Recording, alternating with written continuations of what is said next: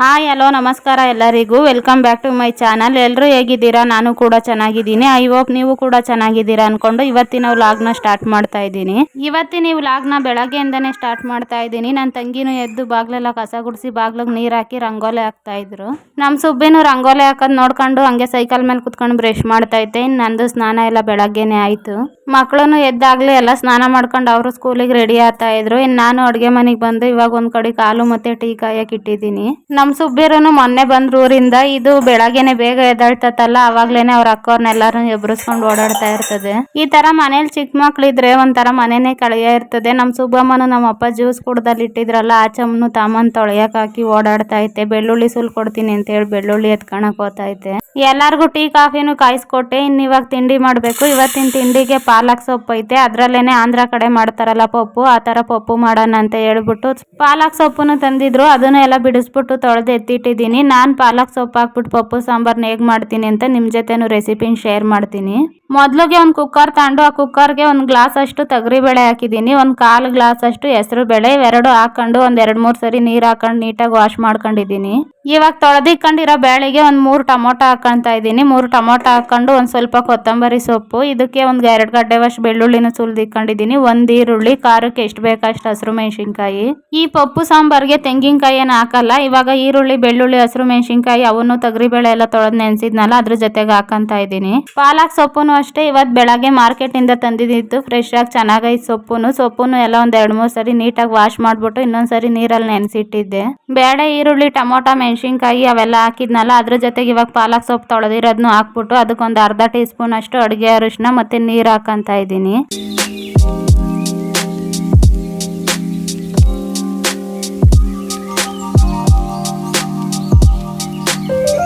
ನೀರೊಂದು 2 glass ಅಷ್ಟು ಹಾಕಿದ್ದೀನಿ ಅಷ್ಟೇ. ದೊಡ್ಡ ಗ್ಲಾಸಲ್ಲೇನೆ ಒಂದು 2 ಗ್ಲಾಸ್ ಅಷ್ಟು ನೀರು ಹಾಕಿದ್ದೀನಿ. ಜಾಸ್ತಿ ಹಾಕಿದ್ರೆ ಮತ್ತೆ ಸೊಪ್ಪು ಅಲ್ವಾ ಬೇಗ ಬೇಯ್ತತೆ, ಅವಾಗ ಉಕ್ಕೋಗ್ತತೆ ಅಂತ ಹೇಳಿ ಇದಕ್ಕೆ ಇಷ್ಟೇ ಇಂಗ್ರೀಡಿಯೆಂಟ್ಸ್ ಹಾಕೋದು, ಇನ್ನೇನು ಹಾಕಂಗಿಲ್ಲ. ಮಶ್ರೂಪ್ ಮಾಡಂಗಿದ್ರೆ ಆದ್ರೆ ಆಲೂಗಡ್ಡೆ, ಬದನೆಕಾಯಿ ಅಂತವೆಲ್ಲ ಹಾಕೊಂಡು ಮಾಡ್ಕೊಬೋದು. ಇವಾಗ ಗ್ಯಾಸ್ ಸ್ಟವ್ ಹಚ್ಬಿಟ್ಟು ಕುಕ್ಕರ್ ಇಟ್ಬಿಟ್ಟು ಇವಾಗ ಕುಕ್ಕರ್ ಮುಚ್ಚಳ ಮುಚ್ತಾ ಇದ್ದೀನಿ.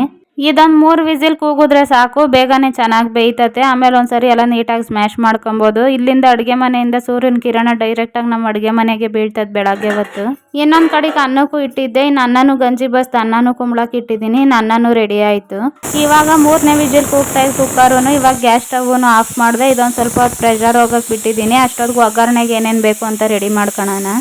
ಈ ಸಾಂಬಾರ್ಗೆ ಒಂದು ಸ್ವಲ್ಪ ಬೆಳ್ಳುಳ್ಳಿ ಜಾಸ್ತಿನೇ ಇರಬೇಕು. ಒಂದು 2 ಗಡ್ಡೆವಷ್ಟು ಬೆಳ್ಳುಳ್ಳಿನೂ ಸುಲಿದಿಕೊಂಡಿದ್ದೀನಿ. 1 ಈರುಳ್ಳಿ, ಒಂದು ಸ್ವಲ್ಪ ಬ್ಯಾಡಗೆ ಮೆಣಸಿನ್ಕಾಯಿ, ಕರ್ಬೇವಿನ ಸೊಪ್ಪು, ಮೇನ್ ಇಂಗ್ರೀಡಿಯೆಂಟ್ಸ್ ಹಿಂಗು. ಈ ಸಾಂಬಾರ್ ಒಗ್ಗರಣೆಗೆ ಒಂದು ಸ್ವಲ್ಪ ಹಿಂಗ ಹಾಕ್ಬಿಟ್ಟು ಒಗ್ಗರಣೆ ಹಾಕಿದ್ರೆ ಟೇಸ್ಟ್ ಇನ್ನ ಚೆನ್ನಾಗಿರ್ತದೆ. ಇವಾಗ ಪ್ರೆಷರ್ನು ಹೋಗೈತೆ. ಕುಕ್ಕರ್ ಮುಚ್ಚಳ ತೆಗಿತಾ ಇದ್ದೀನಿ. ನೋಡ್ರಿ 3 ವಿಸಿಲ್ಗೆನೆ ಸೊಪ್ಪು ಮತ್ತೆ ಬೇಳೆ ಎರಡನ್ನೂ ಚೆನ್ನಾಗಿ ಬೆಂದೈತೆ. ಇಲ್ಲೇ ಕುಕ್ಕರಲ್ಲೇನೆ ಒಂದು ಸ್ವಲ್ಪ ನುಣ್ಣಗೆ ಚೆನ್ನಾಗಿ ಬೆಂದೈತೆ. ಇನ್ನು ಇದನ್ನ ಒಂದ್ಸರಿ ಸ್ಮ್ಯಾಶ್ ಮಾಡ್ಕೊಬೇಕು. ನಾನು ಸೊಪ್ಪು ಬೇಯಕ್ಕೆ ಏನು ಜಾಸ್ತಿ ನೀರು ಹಾಕಿರ್ಲಿಲ್ವಲ್ಲ, ಒಂದು ಸ್ವಲ್ಪನೇ ನೀರು ಹಾಕಿದ್ದಿತ್ತು. ಇವಾಗ ನೀರೆಲ್ಲ ಏನು ಬಸ್ತಿಲ್ಲ, ಹಂಗೇನೆ ಇವಾಗ ಒಂದು ಮಸಿಯ ಕಡ್ಡಿಯಲ್ಲಿ ನೀಟಾಗೆಲ್ಲ ಸೊಪ್ಪು ಮತ್ತೆ ಬೇಳೆನ ಸ್ಮ್ಯಾಶ್ ಮಾಡ್ತಾ ಇದ್ದೀನಿ.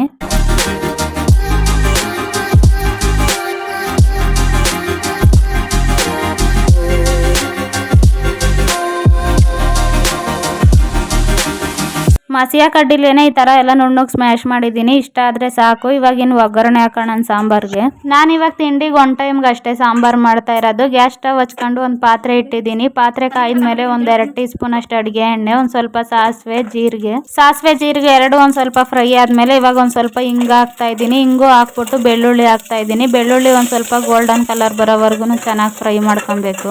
ಬೆಳ್ಳುಳ್ಳಿನ ಈ ತರ ಒಂದು ಸ್ವಲ್ಪ ಗೋಲ್ಡನ್ ಕಲರ್ ಬರೋವರೆಗೂ ಚೆನ್ನಾಗಿ ಫ್ರೈ ಮಾಡ್ಕೊಂಡ್ರೆ ಸಾಂಬಾರಲ್ಲಿ ತಿನ್ನಕ್ಕೆ ಚೆನ್ನಾಗಿರ್ತದೆ. ಇವಾಗ ಒಂದು ಸ್ವಲ್ಪ ಕರ್ಬೇವಿನ ಸೊಪ್ಪು ಹಾಕ್ತಾ ಇದ್ದೀನಿ. ಹಂಗೆ ಒಂದು ಸ್ವಲ್ಪ ಬ್ಯಾಡಗೆ ಮೆಣಸಿನ್ಕಾಯಿ, ಒಂದು ಈರುಳ್ಳಿ ಹಚ್ಚಿಕೊಂಡಿದ್ನಲ್ಲ ಈರುಳ್ಳಿನೂ ಹಾಕ್ತಾ ಇದ್ದೀನಿ.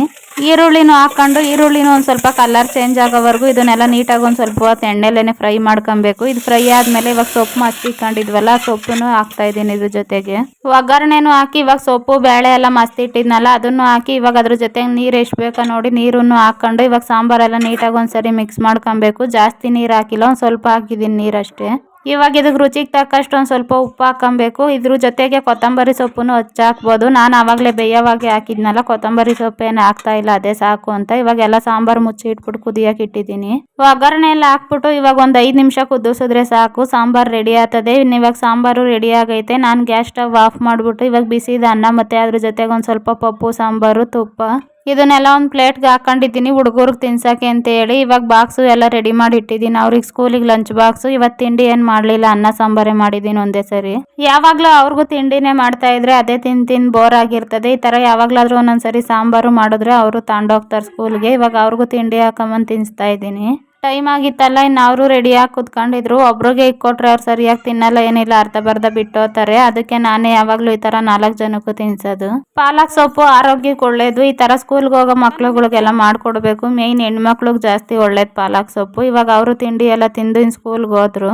ಇವತ್ತಿನ ಬೆಳಗ್ಗೆನೆ ಸ್ನಾನನೂ ಮಾಡೋದ್ನಲ್ಲ, ಇವತ್ತು ಕೆಲಸನೂ ಅಷ್ಟೇ ಬೇಗನೆ ಆಯಿತು. ಅಡುಗೆ ಮನೆಗೆ ಒಂದು ಸ್ವಲ್ಪ ಪಾತ್ರೆ ಇದ್ದವು, ಎಲ್ಲ ತೊಳೆದು ಅಡುಗೆ ಮನೆನೂ ಎಲ್ಲ ಒರೆಸಿ ಕ್ಲೀನ್ ಮಾಡಿದ್ದೀನಿ. ಹಂಗೆ ಇನ್ನೂ ಕಾಫಿನೂ ಕುಡ್ದಿರ್ಲಿಲ್ಲ, ಒಂದು ಕಡೆ ಹಾಲು ಕಾಯಕ್ಕೆ ಇಟ್ಟಿದ್ದೀನಿ.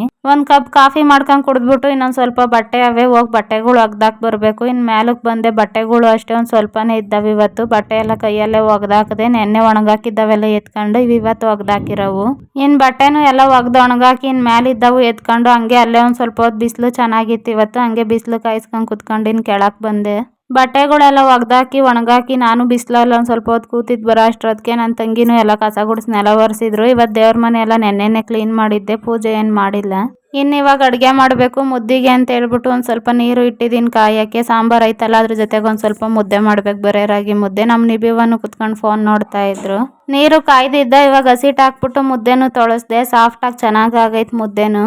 ಈ ಸರಿ ಬೆಳೆದಿರೋ ರಾಗಿ ಇದು ಹಸಿಟ್ಟು ಚೆನ್ನಾಗಿತ್ತು. ಮುದ್ದೆನೂ ಅಷ್ಟೇ ಕೆಂಪರಾಗಿ ಅಲ್ವಾ, ಹಸಿಟ್ಟು ಚೆನ್ನಾಗಿ ಆಗೈತೆ. ಹಂಗೆ ಮುದ್ದೆನೂ ಅಷ್ಟೇ ಕೆಂಪಗೆ ಚೆನ್ನಾಗಿ ಆಗ್ತದೆ. ಒಂದು ಕಡೆಗೆ ಸಾಂಬಾರನ್ನು ಕುದಿಯಕ್ಕೆ ಇಟ್ಟಿದ್ದೀನಿ. ಪಾಲಕ್ ಸೊಪ್ಪು ಇದ್ದಾಗ ಈ ಆಂಧ್ರ ಸ್ಟೈಲ್ ಪಪ್ಪು ಸಾಂಬಾರನ್ನ ನೀವು ಒಂದ್ಸರಿ ಟ್ರೈ ಮಾಡ್ರಿ. ಇದು ಮುದ್ದಿಗೆ ಮತ್ತೆ ಅನ್ನಕ್ಕೆ, ಚಪಾತಿಗೆ, ದೋಸೆಗೆ ಎಲ್ಲದಕ್ಕೂ ಸೂಪರ್ ಕಾಂಬಿನೇಷನ್. ಪಾಲಕ್ ಸೊಪ್ಪು ಯಾರು ಇಷ್ಟಪಡಲ್ವೋ ಅವ್ರಿಗೆ ಈ ತರ ಸಾಂಬಾರ್ ಪಪ್ಪು ಸಾಂಬಾರ್ ರೆಸಿಪಿನ ಒಂದ್ಸರಿ ಮಾಡ್ಕೊಡ್ರಿ, ಇಷ್ಟಪಟ್ಟು ತಿಂತಾರೆ. ಬಿಸಿ ಅನ್ನ ಮತ್ತೆ ಸಾಂಬಾರು, ಅದ್ರ ಜೊತೆಗೆ ತುಪ್ಪ ಅಥವಾ ಬಿಸಿದ ಮುದ್ದೆ ಸಾಂಬಾರ್ಗೆ ಎಲ್ಲದಕ್ಕೂ ಚೆನ್ನಾಗಿರ್ತದೆ. ಇವಾಗ ನಾನು ಮುದ್ದೆ ಮಾಡಿದ್ದೀನಿ. ಹಂಗೆ ನಮ್ಮ ಸುಬ್ಬಿಗೂ ಒಂದು ಸ್ವಲ್ಪ ಮುದ್ದೆ ತಿನ್ಸೋಣ ಅಂತೇಳಿ ಹಾಕೊಂಬಂದೆ.